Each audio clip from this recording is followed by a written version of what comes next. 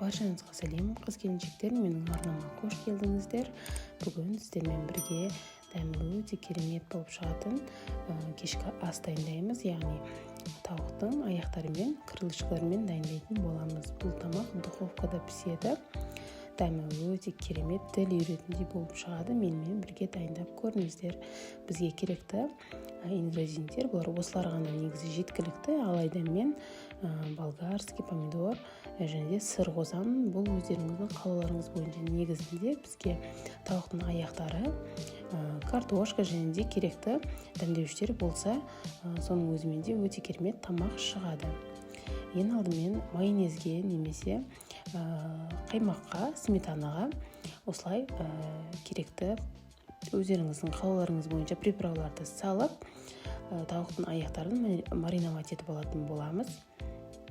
Жақсылап барлық жеріне тигізіп жағып алатын боламыз. Ендігі кезекте картошкамызға болгарскийді қосамыз, помидорды қоспаймыз.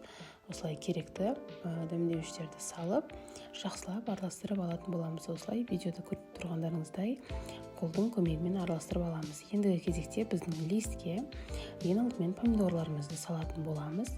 Сосын тауықтың аяқтарын, оның үстінен картошка мен болгарский, яғни бұрышымызды салып шығатын боламыз.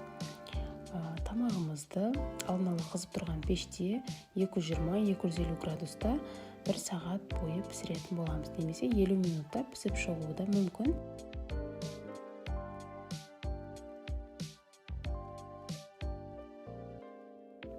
Тамағымыз духовкада жарты сағат тұрған соң осылай алып, үстінен кішігірім сұйық май құйып, сыр салып, сыр міндетті емес, өздеріңіздің қалауларыңыз бойынша. Сосын зелені сеуіп, қайтадан духовкаға жарты сағатқа жібереміз. Сонда 1 сағатта пісіп шығатын болады. Мінекей біздің тамақ дайын.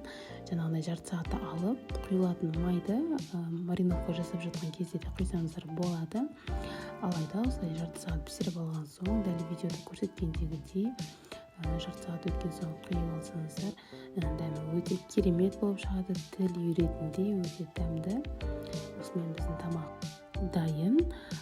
Міндетті түрде осы рецептпен дайындап көріңіздер. Үйіңіздерге ұнайды деген сенімдемін.